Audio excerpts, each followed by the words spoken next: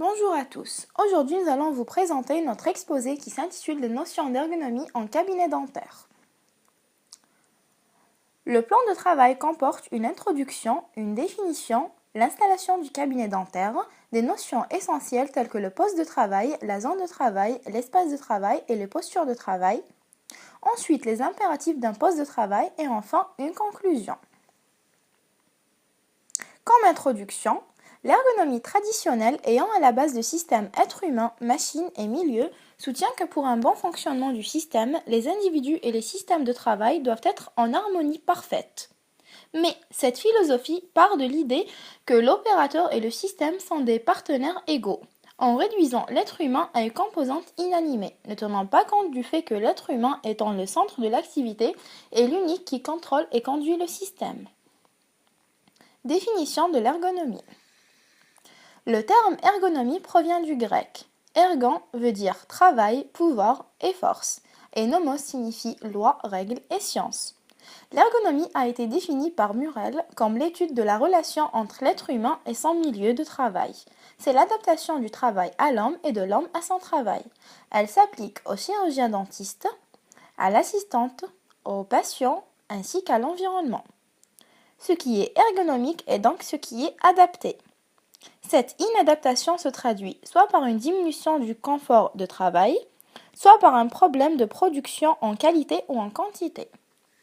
L'installation du cabinet dentaire. Lors de la création d'un cabinet dentaire, il faut se faire aider par un architecte, un décorateur ainsi qu'un spécialiste en installation pour avoir un cabinet fonctionnel, économe et personnel. Le minimum de toute installation devrait contenir une réception, une salle d'attente, un bureau pour le praticien, une salle opératoire, ainsi qu'une aire de stérilisation. La réception. La réception, c'est là que va se faire tout le travail administratif. Tous les membres de l'équipe de travail doivent pouvoir circuler et atteindre la réception sans être obligés de passer par la salle d'attente. La salle d'attente. La salle d'attente peut être considérée comme le poumon du cabinet dentaire. Un ensemble accueillant évitera une atmosphère ennuyeuse. Le bureau du praticien. C'est le lieu où se fera l'accueil des représentants médicaux, des confrères, des consoeurs ainsi que des patients. Il doit communiquer directement avec la salle opératoire. La salle opératoire, c'est le lieu où se déroulera les différents actes opératoires. Une aire de stérilisation. La salle de stérilisation doit être située aussi centralement que possible, pour que le trajet des assistants jusqu'au poste de travail soit le plus court possible. Elle doit être équipée de tout le matériel garantissant une stérilisation adéquate. Les notions essentielles de l'ergonomie. Le poste de travail. En parodontologie, le poste de travail est l'espace organisé autour du parodontiste et de son équipe pour le positionnement et le traitement parodontal des patients. Le poste de travail parodontal se compose de 4 éléments principaux. Le fauteuil du patient, l'unité dentaire, le tabouret ou le siège de l'opérateur, et enfin le meuble à instruments et les plans de travail. La zone de travail. La zone de travail est la portion d'espace dans laquelle doit s'effectuer le travail pour éviter à l'opérateur de se pencher, de se courber ou de s'étendre. La zone normale est délimitée par les avant-bras. La zone délimitée par les bras tendus est la zone maximum. Tout objet placé à l'intérieur de ces zones est atteint sans effort supplémentaire. En fonction de cette zone de travail, l'ergonomie nous apprend comment se servir de son corps, comment disposer l'équipement et les instruments, et comment organiser un cabinet. L'espace de travail. L'espace de travail est le volume réservé aux praticiens et à l'équipe soignante afin d'accomplir leurs tâches. Dans le cas de l'analyse des positions de travail du médecin, on considère comme système de référence le cadran d'une montre, ayant au centre la cavité orale du patient. Pour un praticien droitier, l'espace de travail varie de 8h à midi. Lorsque le praticien est positionné devant le patient, son espace de travail varie de 7h à 8h. Lorsque le praticien est positionné à droite du patient, il doit être placé à 9h. Lorsque le praticien est derrière le patient à sa droite, il doit être positionné à 11 heures. Et enfin, lorsque le praticien est en position directe de derrière, il doit être placé à midi. Pour un praticien gaucher, l'espace de travail varie de midi à 4 heures. Et en ce qui concerne l'assistante, elle occupe la zone comprise entre 2 heures à 4 heures. Les positions entre 10 heures à 11 heures sont les plus préconisées. Les postures de travail.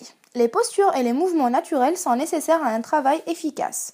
La position de posture, qui est la position neutre, est une position qui évite les périodes d'activité statique musculaire et permet la relaxation des muscles non indispensables au maintien de cette position.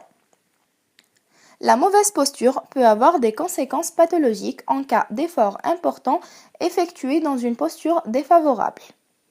Toute déviation par rapport à la position idéale va entraîner une augmentation de la dépense énergétique et à plus ou moins long terme des raideurs et douleurs du dos, du cou, des bras selon la posture adoptée. La position de la tête dans le sens antéro-postérieur. La posture de la tête du praticien est respectée quand elle ne dépasse pas 15 degrés. Au-delà de 15 degrés, la position de la tête devient une mauvaise posture qu'il faut éviter impérativement. La position du tronc dans le sens antéro-postérieur. Pour que le tronc soit dans une position naturelle droite sans rotation ou inclinaison, la ligne entre C7 et L4 doit être verticale. La posture du tronc est respectée quand elle ne dépasse pas 20 degrés. Au-delà de 20 degrés, la position du tronc devient une mauvaise posture, donc une des composantes de la charge de travail qui influe sur la pénibilité de la situation. La position des épaules. Les épaules doivent être parallèles à l'horizontale. Tout basculement unilatéral ou rotationnel est à éviter. La posture des avant-bras dans le sens sagittal. La posture des avant-bras est respectée quand elle ne dépasse pas 20 degrés. Au-delà de 20 degrés, la position de l'avant-bras devient une mauvaise posture. La posture des avant-bras dans le sens vertical. La posture des avant-bras est respectée quand elle ne dépasse pas 60 degrés. Au-dessus de 100 degrés et au-dessous de 60 degrés, la position de l'avant-bras devient une mauvaise posture.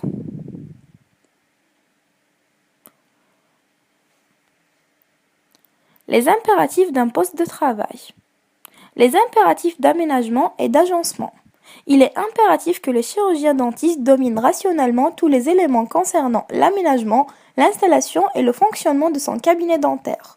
Une bonne installation ainsi qu'un bon agencement d'un matériel adapté sont des éléments parmi d'autres qui assurent une bonne prise en charge de nos patients et évitent certains mouvements ou positions qui peuvent compromettre le déroulement de notre tâche. Actuellement, le travail assis est le plus recommandé, car la position assise elle est moins fatigante et elle évite les problèmes de stase veineuse des jambes. Les impératifs environnementaux. L'éclairage. Le travail en bouche demande minutie et concentration, et pour qu'il soit effectué dans les meilleures des conditions, il est nécessaire de disposer d'un éclairage puissant, collimaté et surtout non éblouissant.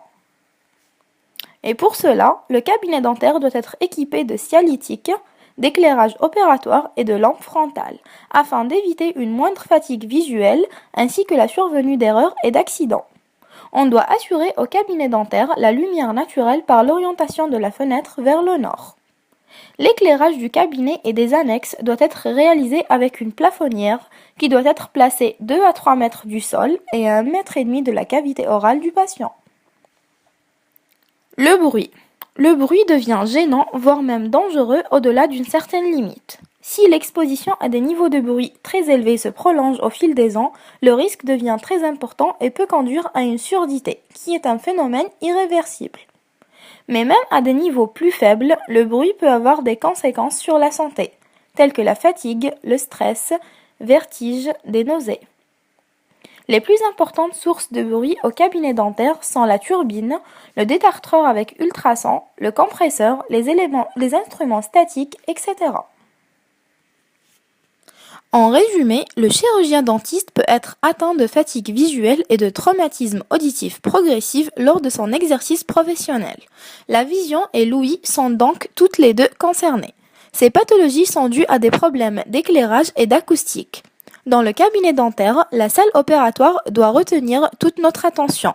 Cette dernière doit posséder plusieurs sources de lumière dont les caractéristiques sont dictées par les normes afin d'éviter l'apparition de fatigue visuelle, d'obtenir un bon éclairage intrabuccal et un bon rendu des couleurs. Pour freiner la mise en place d'une surdité professionnelle, les sources de bruit internes et externes doivent être connues et leur niveau sonore diminué.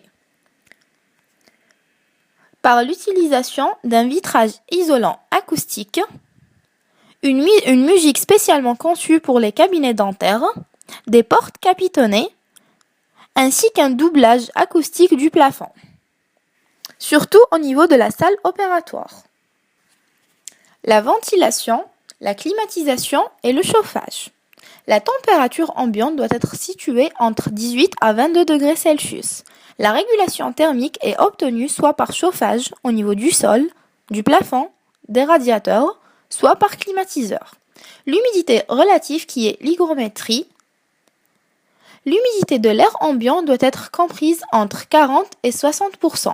Le chauffage central absorbe 30% de l'humidité. Il impose donc d'utiliser des humidificateurs d'air que l'on pose en général directement sur les radiateurs.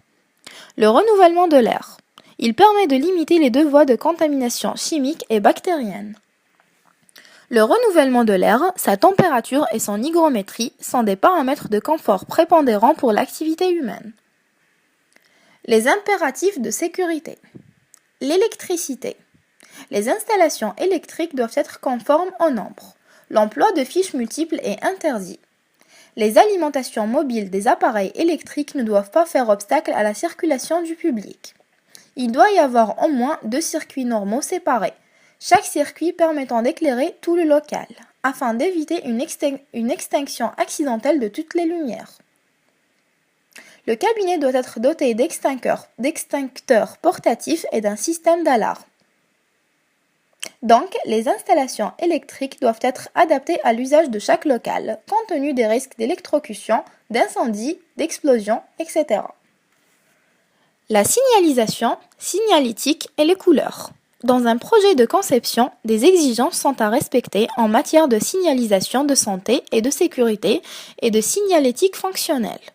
Les couleurs et les formes ont une signification en matière de sécurité. Les couleurs contribuant aussi parallèlement au confort et au bien-être au travail. Les impératifs de l'hygiène. L'hygiène peut être définie comme l'ensemble des mesures à prendre pour éviter qu'un micro-organisme hébergé par un patient ou présent dans l'environnement ne puisse être transmis de manière directe ou indirecte à un sujet réceptif. Dans la zone opératoire du cabinet dentaire, les liquides biologiques, tels que le sang, la salive, les fluides, et les déchets d'activité de soins peuvent contaminer les surfaces et le matériel. L'hygiène au cabinet dentaire se résume souvent à l'impératif de la stérilisation efficace des instruments, à la désinfection des surfaces utiles et au lavage des mains, selon des règles précises et simples qu'il convient de connaître et d'appliquer scrupuleusement. Les impératifs personnels. L'état de santé. Les personnes souffrant de troubles médicaux tels que les articulations hypermobiles, l'arthrite, les maladies thyroïdiennes, sont plus susceptibles de manifester des lésions musculo-squelettiques qui peuvent affecter les muscles, les articulations, les tendons, les ligaments, les os et les nerfs. Les problèmes de santé qu'elles provoquent vont de la gêne et de faibles douleurs jusqu'à des pathologies séreuses exigeant un arrêt de travail et même un traitement médical. Les conditions physiques. Une mauvaise condition physique, telle que l'obésité qui souvent en résulte, contribue également à rendre une personne plus vulnérable aux lésions musculo-squelettiques. Par exemple, une mauvaise condition physique, en particulier lorsque le poids corporel est supérieur au poids idéal, représente une cause majeure d'épuisement et de fatigue. Les dépendances occasionnelles. Contrairement à la croyance populaire, le tabagisme et la consommation de caféine ou de tout autre aliment réconfortant, le chocolat par exemple, qui servent à réduire temporairement le stress, peuvent en effet accroître les risques de contracter une lésion musculo-squelettique à long terme. En conclusion, l'ergonomie est au service de l'homme et se doit d'améliorer et de maintenir son équilibre socio-professionnel, physique mais également psychique. Donc, un cabinet idéal est celui qui offre des conditions pour un déroulement optimal de notre activité. Quant à sa projection, on devrait tenir compte des principes ergonomiques.